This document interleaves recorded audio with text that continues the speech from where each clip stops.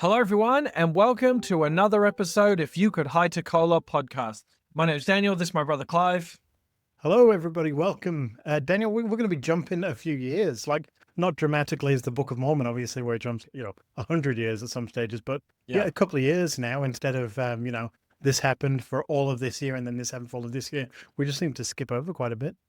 Yeah, it's interesting because today, Clive, we're covering Doctrine and Covenants 111 to 114, and there's very few revelations, canonized revelations. And in the book Rough Stone Rolling, Richard Lyman Bushman talks about Joseph's prophetic gifts, I guess, if we can call it that. Really went from receiving revelation and then writing things down to receiving revelation and talking to people. He was, an orator and was talking at conferences and whatnot, as opposed to receiving revelation and writing them down. So he certainly was still doing things, but less was written down and less ended up in the Doctrine and Covenants. I've got a quote to start us off, and this is from Joseph Fielding Smith's answer to gospel questions, which I think we've used quite a bunch of times. Interestingly, Joseph Fielding Smith was I think during his time as an apostle, was the church historian. So, of course, great grandson of Hiram. It is frequently stated that there was a complete apostasy from the gospel throughout the entire world following the death of our Savior and his apostles. The answer: there has never been a time from the beginning when the influence of the Spirit of the Lord has not been active on the face of the earth. Our eternal Father has never surrendered the human family completely to the power and influence of Satan. It is true that the time came when there was no one left in mortal life with authority to organize and set in order the kingdom. However, there was never a time when the inhabitants have been entirely subject to Lucifer and his followers without some means of inspiration. Yeah, it's interesting that you use that quote because there was one time on my mission when someone caught us out on that, when we're talking about the great apostasy, and they're like, but doesn't your Book of Mormon talk about the three Nephites? I said, well, yeah. And then I used that quote saying, there was never a time, but for the majority of the world, the gospel isn't here. The authority is here, but the gospel isn't here. But for them to get their head around, I've caught you in a trap. We sort of lost them at that point. Clive, let's start with section 111, and then I might give a little bit of a history on the reservation that the saints were, let's say, forced to move into when they were exiled out of Clay County. And I can also give a little bit of information about the church's bank, the Kirtland Safety Society. But in chronological order, we need to get through section 111 first. Well, I mean, we've talked about last week how the church spent a lot of money on the Kirtland Temple. That obviously everyone was using all their tithing and donating money, which was great. But, the church was in debt now. Now that this has happened, the church was in debt. They owed a lot of debtors. They owed a lot of people, owed a lot of money. And not only that, sort of America was running into some rough times as well, which I'll talk about at the end of this section. But there were interesting. There's this man named Jonathan Burgess, and he came to the prophet and a few other people, and he said, "Hey, I know of this place. It's an interesting story. I know of this place where there's money hidden, and I'm the only one that know of this place. I know the widow was there. She's dead now, and there's some money hidden, and we can go and we can find it. And it's in Salem, Massachusetts. And so, they pick up everything, and they go and look for it. But, this guy, whether he was making it all up or whether he was genuine, when he got there, he said that the area had changed so much, the town had changed so much since he was there last, he couldn't find the house anymore. So whether it was there or whether it wasn't there, the point is still the fact that, they were really looking for a place. They were looking for some money and they found it, and they didn't find it. They didn't end up finding it. And what's interesting is, this isn't, we read a lot when there's a decision made. The prophet always turns to the Lord and says, "What should we do?"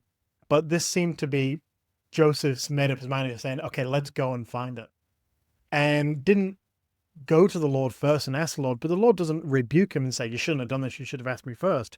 In fact, he says, "I, the Lord, am not displeased." This is verse 1. "I'm not displeased with you, coming this journey, notwithstanding your folly. So you were at fault. This was wrong, but I'm not displeased with you. It's okay. And he goes on to talk about that there is much treasures in Zion, and there's much treasures to be had, whether it be the souls to save or physical treasures the Lord will provide. Now, what's great is one of these verses, Daniel, verse 5. If people always say to us, if the Lord asks you to build an ark, would you build an ark? But he doesn't ask you to build an ark, he asks you to pay tithing. But the difference is, if the Lord's asked us to build an ark, it's because he's prepared us for something. But this, the Lord doesn't say. He says in verse 5, concern not yourself about your debts, for I will give you power to pay them. Now, I bring up that ark scenario because debt and money, it's a very difficult thing, especially in these times like this.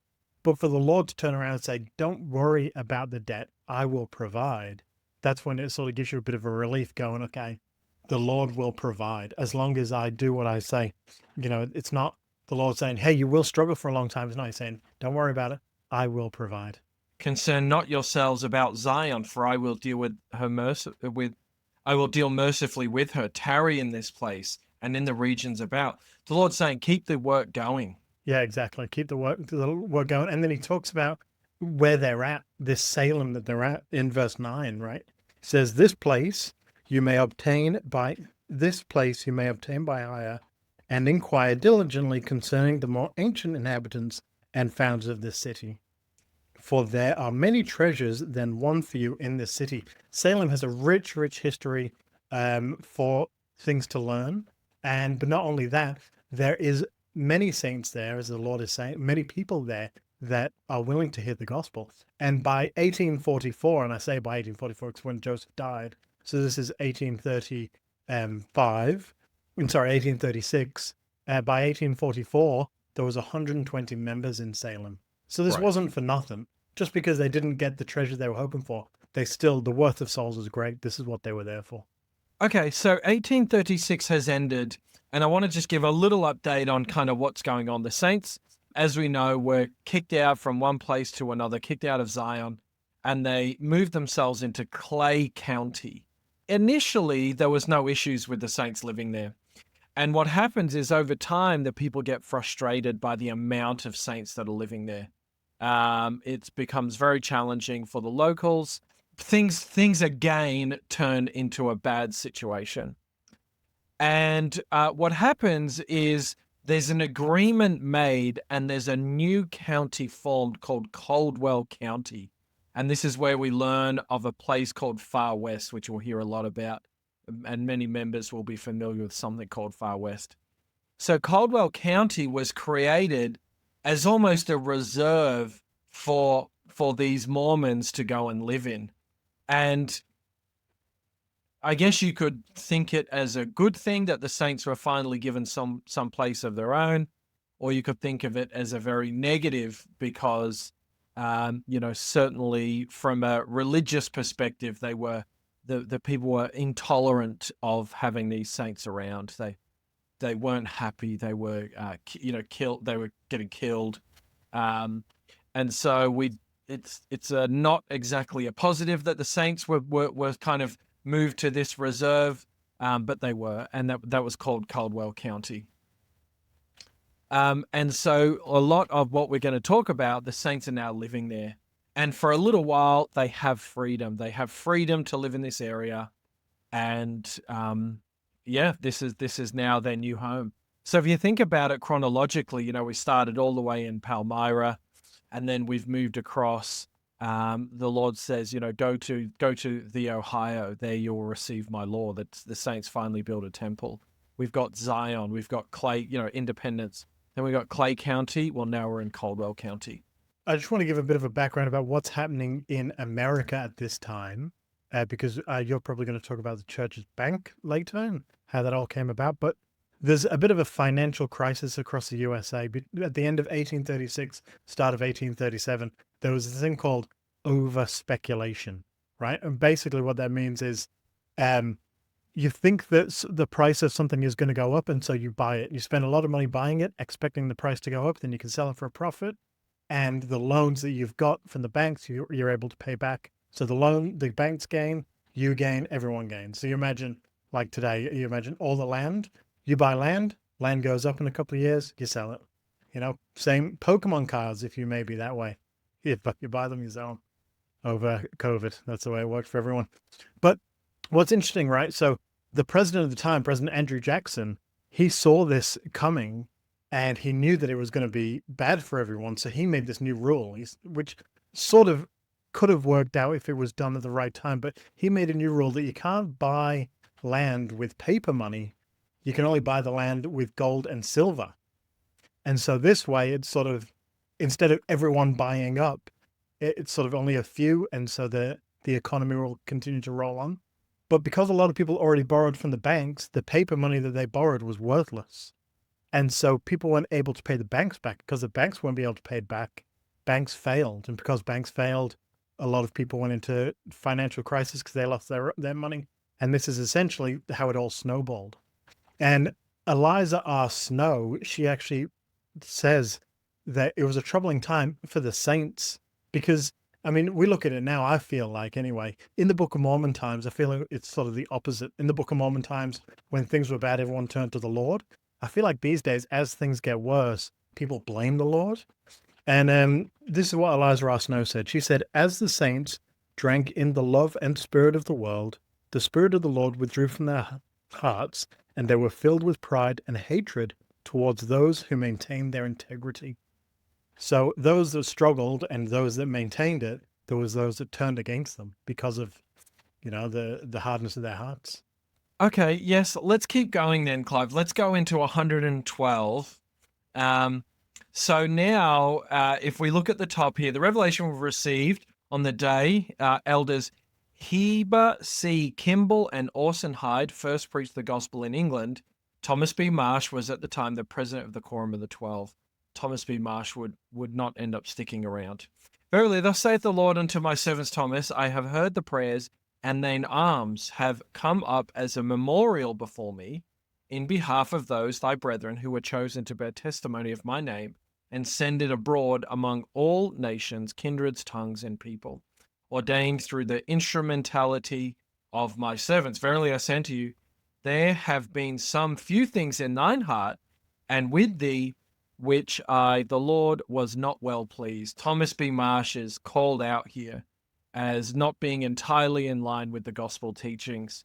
And in a very rare revelation canonized from 1837, we see this start off, Clive, with this rebuke.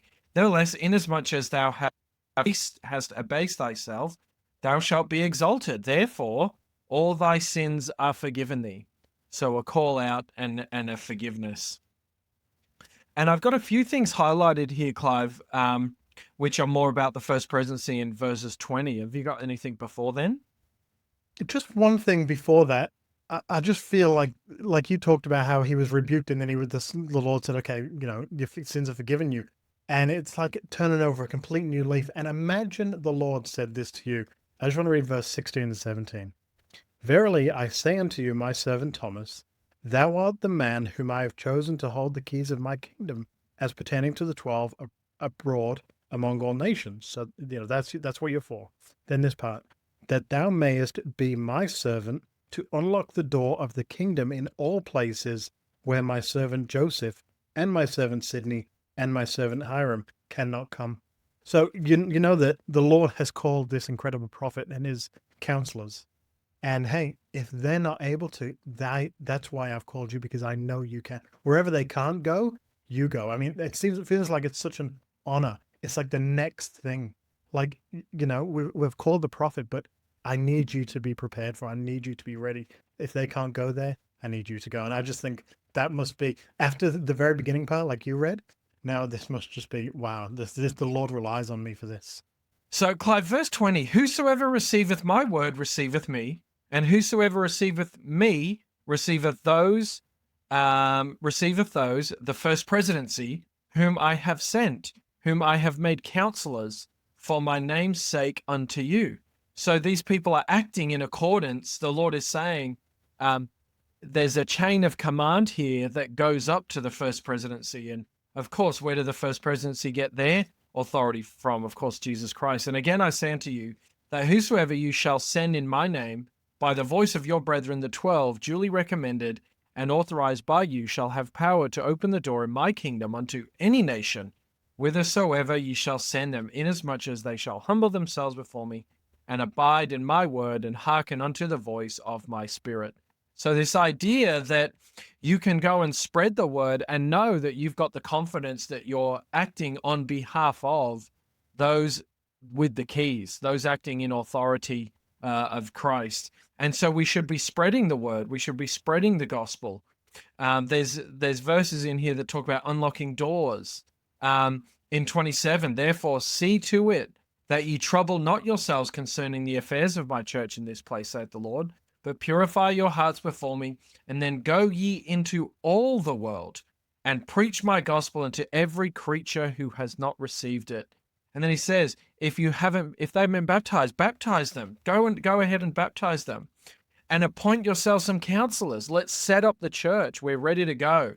We've got a Book of Mormon now. At this stage, I believe we've got a Book of Commandments. Let's go and spread this church. It's ready to go. There's enough people now with enough knowledge that can recognize the Spirit in themselves. It's time to go and spread the word. It's the two verses for me in 23 and 24 that really set everything that you just said. Like, yes, we're going to go prepare. If they haven't been baptized, be baptized. Because he said these things, he said, it's like a warning. This is what's going to happen in the future. That's why I've called you. That's why you have a very important role. It's not that, you know what, we just need someone. It's you have been called because of this purpose. It says, verily, verily, I say unto you, darkness cover the earth, and gross darkness the minds of the people. And all flesh has become corrupt before my face. Behold, vengeance cometh speedily upon the inhabitants of the earth, a day of wrath, a day of burning, a day of desolation, of weeping, of moaning, and of lamentation. And as a whirlwind it shall come upon all the face of the earth, saith the Lord. So exactly what you just read. That's, you need to go and do these things. And then he goes, you go back and you read that part. This is why, because this is coming. That's why I've called you. That's why your job is so important. Clive, shall I talk about the Kirtland Safety Society? I guess this episode, there's a mixture between, we've only got a few verses in amongst these sections, but there is a bit of history as well. And, you know, I think the history is important, but also with some of the doctrine. But I might just talk a little bit about the Kirtland Safety Society. Yeah, most definitely. I want to hear about it, how it worked and how it didn't work. Yeah, so there's the church is obviously struggling financially, as you mentioned at the top of this show. Church is struggling financially, and the idea is that like any investment, if people invest into this bank, they will get a return on their money, and therefore they invest again, and therefore it is a source of wealth, and it is a source much like a shop.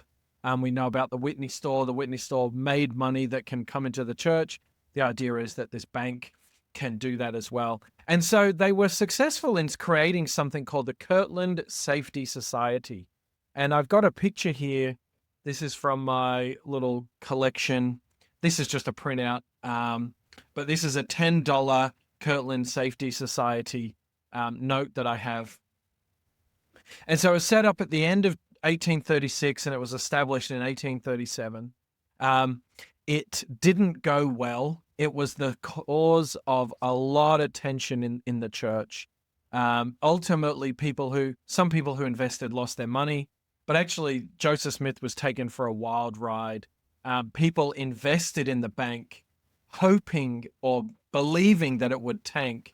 And so they took out a lot of investments. And when they went to Joseph to withdraw down on the bonds that they'd taken from the bank, there was no money to give them. And it essentially drove the bank into ceasing to exist, bankruptcy perhaps. So it didn't last very long, but it was the cause of a lot of tension. And so when I read here, Clive, that it says, hearken not with what's happening in the church at the moment. Do not concern yourselves with the affairs of my church in this place.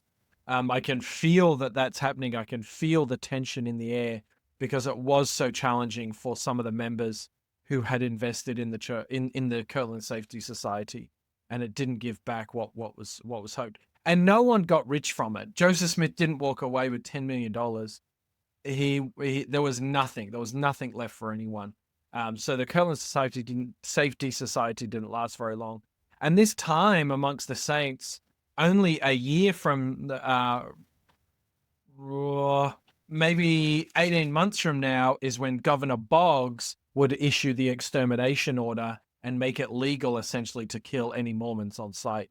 So this is a really, really challenging time for the saints.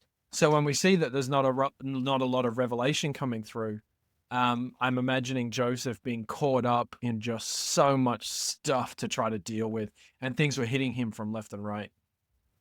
Yeah, it's interesting that the bank, isn't it? Because you look at the church now and you think the church is doing so well financially so that they can help others. And it had to start somewhere. And you just want those saints on the other side to see the sacrifices they've done did help to get us to the point we are now. It's not that they failed and we had to start again. They failed and we learned and we grew. And that's why we're at the point where we are now. Oh, totally. I agree with that statement wholeheartedly. I mean, if I think about lots of other stories, there's one other particular story. Well, there's a lot of stories, but essentially the church went through a lot, and those people who learned the most ended up going out west, settling Utah, and it becoming an absolute powerhouse of a state. And of course, now it's just goes from strength to strength every single year. So, section 113, Daniel, we can talk about it, but it really just questions and answers. And it's what, 10 verses? It's pretty straightforward. There is some interesting stuff in there. If you want to learn about the stem of Jesse and stick of Judah and stick of Joseph and all that sort of stuff, really interesting. I don't know if we really want to get too much into it now because it's really just basic questions and answers. Yeah, Clive, I've got a couple of questions for you. I mean, the very first one, who is the stem of Jesse spoken of in the first, second, third, fourth, and fifth verse in the 11th chapter of Isaiah? So can you take us through that at all? I mean, I can if you want. Basically, so when we talk about Jesse, we're talking about the father of King David. David that slew Goliath, David that married Bathsheba, that's that David. So his father's name is Jesse, and so this all stems from him. The stem of Jesse, the stem is translated to as the stock, which we would now call the stump. So if you imagine a tree that's been cut down, the stump is the stem of Jesse. And then the next part, the root of Jesse, that's the branch, the strong branch that comes out. And so it's this metaphor of this something that seemed dead, but is actually just rebirth, regrowing, and something that can never die. This is the royal line. This is where Christ came from. This is how everything is built. Everything is built upon this. And what's interesting as well is it talks about this other person, that again, another person that we don't know, that a lot of people seem to think might be Joseph Smith, but that is part of the line of Jesse, of the King David line, of Jesus Christ line. And we talked about it, I think, at the beginning of this whole Come Follow Me year, how you were talking about a lot of people believe that Joseph came from the same line of Jesus, but that's not 100% confirmed. And I think that comes from this because it talks about someone who came from that line, but it doesn't specify who. And whether that be Joseph, I think that's talked about, Clive, in Joseph Smith Jr.'s patriarchal blessing that was given to him by his dad. I'm sure that's where he talks about it. And the more I read about this, Clive, the more I study this with you, the more I'm convinced that Joseph Smith is the one that will come back as the mighty and strong, and will come back at some stage at the end of this dispensation. Like all of these things to me are leading up to that same person for that same reasoning. And these revelations are years and years apart. But to me, in my own interpretation, which more than happy for someone to point out that there's a different conclusion, the more this is coming back at that for me. It's an interesting theory, most definitely. And I definitely won't say if it's right or wrong because I have no idea. And I'd like to know because I wonder if there's someone else, like Joseph was the head of the dispensation of the fullness of times. But is there a bookend? Is there someone that's going to be at the end as well? Prepare us for the second coming. Is that the person? Or is it, as you said, Joseph coming back and welcome us all. There has to be someone who is going to come and give us the other portion of the Book of Mormon, for example. So there is someone who's going to have to come and be a part of that. Someone that in conference we will sustain as a translator as well as a prophet and seer. So there is more that's got to come, and maybe that person's already part of the apostleship, or maybe they're not even born yet. Who knows? But I think that has to happen. I agree. And we definitely should get into it at some stage. Let's finish it up, Daniel. Talk about section 114. Section 114 is David W. Patten. What's interesting, right, is David W. Patten is called on this mission, right, in April 1838, and he dies December 1838. So is he called? Yeah, interesting, isn't it? So is he called on this mission, or is he called on a mission to whatever it may be? I think he's called before he's even. I think he might even be. Okay, that's just total from memory. But he's like called before he even is set apart or starts the calling officially. Oh, really? So he's got quite a while there. Yeah, okay. Well, as in he's given this calling and then dies before he gets sort of set apart and actually starts doing the calling. Really? So it's more, I mean, it could be that his calling is in the next life and that's what it was all about.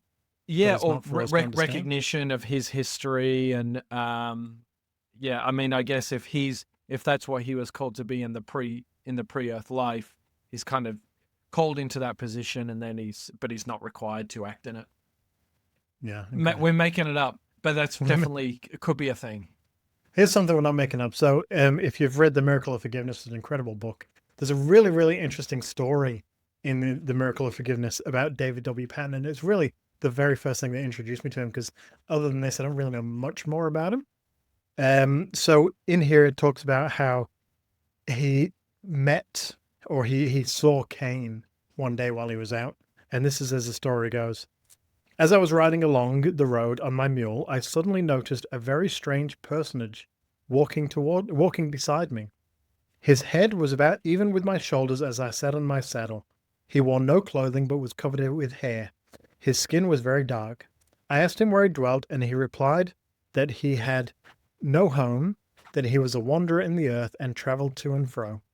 He said that he was a very miserable creature, and he had earnestly sought death during his sojourn upon the earth. But he could not die, and his mission was to destroy the souls of men. About the time he expressed himself thus, I rebuked him in the name of the Lord Jesus Christ, and by virtue of the holy priesthood, and commanded him to go hence, and he immediately departed out of my sight. Now he recognized him as Cain, and I can't wait to get into the story of Cain and Abel, because isn't it interesting how Moses and the three Nephites and whoever else was blessed to wander upon the earth forever. It was a blessing because they got to have the Spirit with them forever and to preach the gospel, where Cain was opposite. His punishment was to wander the earth, never having the Spirit, and it wasn't his mission to go and destroy the souls of man, but that's the choice that he made. And so one was a blessing, one was a curse, but it was the same sort of idea. And it just shows the misery from choosing the wrong side. Well, that's a good note to end this episode on. Catch us on YouTube and subscribe to us there, and we'll see you on Instagram as well. As we continue going along this journey, we're in 1838. And in fact, for the next couple of episodes, we'll be staying in this era as Joseph ends up going to Liberty Jail, as we get the extermination order out of Missouri. So there's lots of history intermixed with the Doctrine and Covenants over the next few weeks. We will talk to you then, and enjoy your week.